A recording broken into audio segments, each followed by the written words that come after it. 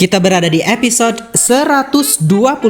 Kenapa sih banyak para artis yang mencalonkan diri jadi anggota dewan? Nah guys, assalamualaikum warahmatullahi wabarakatuh. Berjumpa lagi tentunya bersama kita di Pelita.hati 207. Waduh, pernah gak sih kalian memperhatikan ya satu fenomena yang terus berulang setiap kali menjelang pemilihan umum? Tentu saja kalau di Indonesia ya, ada wajah-wajah baru yang muncul sebagai calon legislatif atau caleg. Ada nama-nama seger yang meramaikan bursa perpolitikan Indonesia. Tapi yang menarik, banyak dari mereka bukanlah tokoh politik, bukan pula akademisi, bukan aktivis yang terbiasa mengkritisi jalanannya negara. Mereka adalah artis, orang-orang dari dunia entertain atau hiburan. Dari aktor sinetron, penyanyi dangdut, pelawak, bahkan mantan model. Nama-nama mereka itu tiba-tiba terpampang di spanduk, di baliho, di televisi, di media sosial, bukan lagi dalam iklan sabun loh ya, iklan sampo, duta sampo lain. Bukan lagi dalam konser musik, tapi dalam bentuk kampanye politik. Pertanyaannya muncul nih, mengapa begitu banyak artis yang memutuskan untuk terjun ke dunia politik? Mereka sudah kaya, mereka sudah terkenal, mereka juga sudah punya popularitas yang luar biasa. Bukankah itu sudah cukup? Bukankah hidup mereka juga sudah jauh lebih baik dibanding kebanyakan rakyat Indonesia yang masih berjibaku dengan kesulitan hidup? Terus, apa yang membuat mereka masih juga mengejar kursi legislatif? Apa yang membuat mereka tetap haus akan kekuasaan? Nah guys, jangan lupa untuk like, komen, dan juga subscribe di Pelita Hati 207 karena ini adalah channel informatif. Kalian bisa mendapatkan banyak sekali tema dan juga judul di channel ini. Bagi kalian yang sudah subscribe, saya ucapin terima kasih banyak ya. Karena apa? Karena dukungan kalian, support kalian itu sangat membantu perkembangan channel ini. Terima kasih. Yuk kita bahas popularitas sebagai modal politik. Untuk menjawab itu, mari kita lihat realita pertama nih. Politik di Indonesia itu mahal, sangat mahal. Seseorang calon legislatif yang benar-benar dari nol, tanpa nama, tanpa popularitas, tanpa jaringan, harus mengeluarkan dana besar dari mencetak poster, menyewa panggung kampanye, membayar tim sukses, sampai urusan yang lebih gelap, serangan fajar, biaya bisa miliaran rupiah, bahkan puluhan miliar. Sinilah artis punya keunggulan. Popularitas, mereka tidak perlu memperkenalkan diri dari nol. Nama mereka sudah melekat di benak masyarakat. Wajah mereka sudah akrab di televisi, di film, di panggung musik. Bahkan tanpa kampanye yang serius pun, orang-orang sudah mengenal dan lebih penting, menyukai mereka. Dan dalam politik kita, disukai seringkali lebih penting daripada dipahami. Rakyat tidak selalu memilih karena program, visi, atau kapasitas.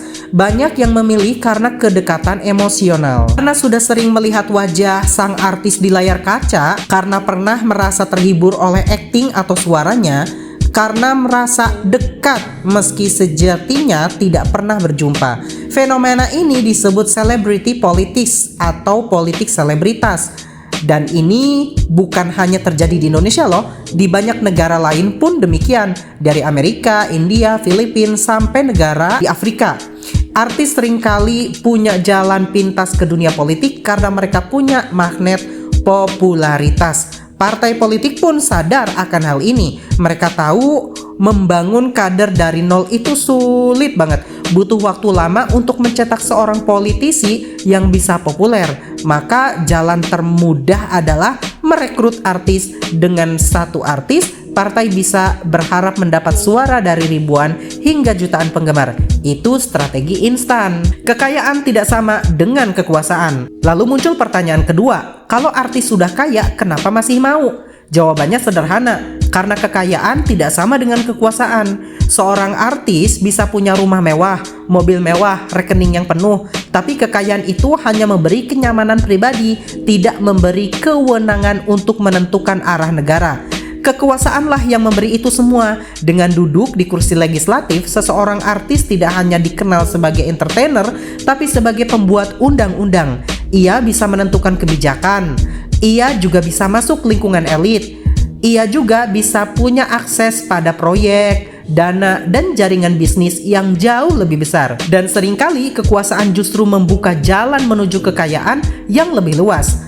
Artis yang menjadi anggota DPR tiba-tiba punya koneksi dengan pengusaha, dengan pejabat daerah, dengan menteri. Mereka jadi bagian dari lingkungan mengambil keputusan. Dari situ kesempatan untuk memperbesar bisnis dan aset pribadi terbuka lebar. Dengan kata lain, masuk politik bisa berarti naik level. Dari sekedar kaya menjadi berkuasa. Dari sekedar populer menjadi berpengaruh. Ambisi dan ego manusia. Tapi mari kita gali lebih dalam lagi. Manusia pada dasarnya itu punya ego, punya ambisi, punya hasrat untuk selalu lebih. Bagi artis, popularitas dan kekayaan mungkin sudah mereka miliki dari dulu. Tapi ada satu hal yang masih bisa lebih tinggi dari itu, yaitu pengaruh politik. Popularitas bisa mundur, kekayaan bisa habis, tapi kekuasaan memberi mereka kesempatan untuk meninggalkan warisan, untuk dikenang bukan hanya sebagai artis, tapi sebagai politisi,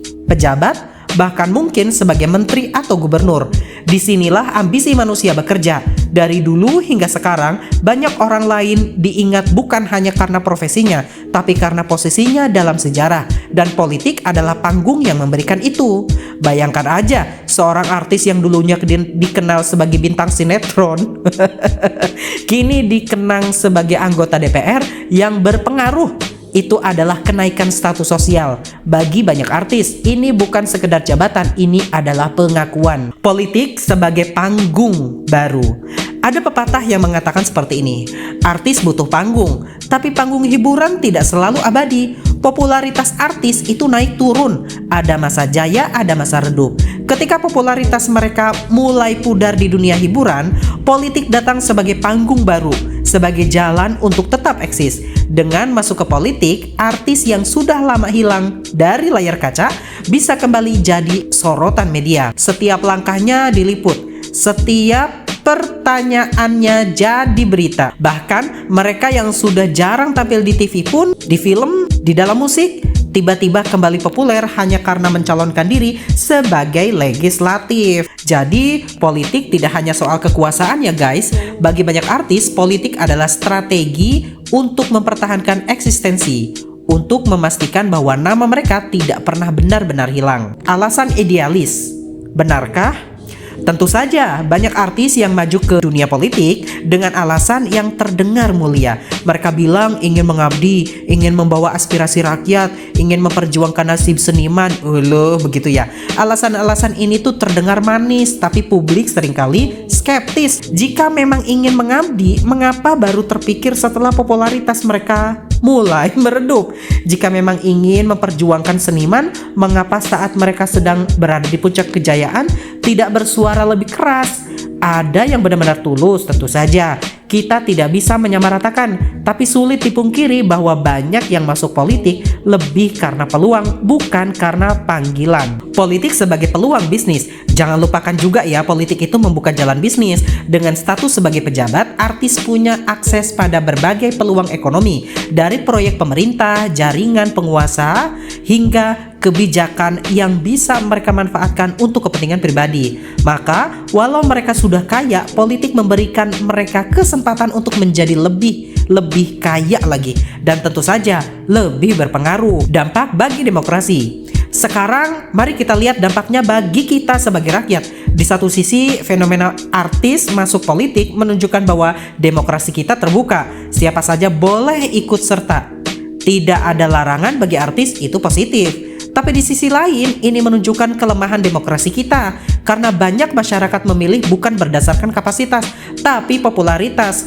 Akibatnya apa coba? Banyak kursi dewan diisi oleh orang-orang yang minim kompetensi. Mereka lebih banyak diam, jarang berkontribusi dalam penyusunan undang-undang, dan lebih sibuk menjaga citra. Demokrasi pun jadi semacam panggung sandiwara. Rakyat memilih idola, berharap mereka jadi negarawan, tapi yang didapat seringkali hanya pertunjukan kosong. Nah guys, artis itu boleh masuk politik kok. Itu hak mereka sebagai warga negara, tidak ada yang salah. Tapi kita sebagai rakyat harus lebih bijak, harus lebih cerdas dalam memilih. Popularitas tidak sama dengan kapasitas, kekayaan tidak sama dengan integritas. Kekuasaan tanpa niat tulus untuk mengabdi hanya akan menjadi panggung baru untuk sandiwara. Dan kita tidak butuh sandiwara di gedung DPR, kita butuh perjuangan nyata. Pertanyaannya, apakah kita ingin wakil rakyat yang benar-benar memperjuangkan rakyat, atau kita puas dengan sekedar memilih artis idola lalu berharap mereka tiba-tiba jadi negarawan? Pilihan itu ada di tangan kita, karena pada akhirnya dalam demokrasi rakyatlah yang menentukan siapa yang benar-benar layak duduk di kursi kekuasaan. Oke guys, itu aja pembahasan tentang kenapa banyak artis yang menjadi anggota dewan atau legislatif. Kita akan berjumpa di episode-episode berikutnya, dan assalamualaikum warahmatullahi wabarakatuh.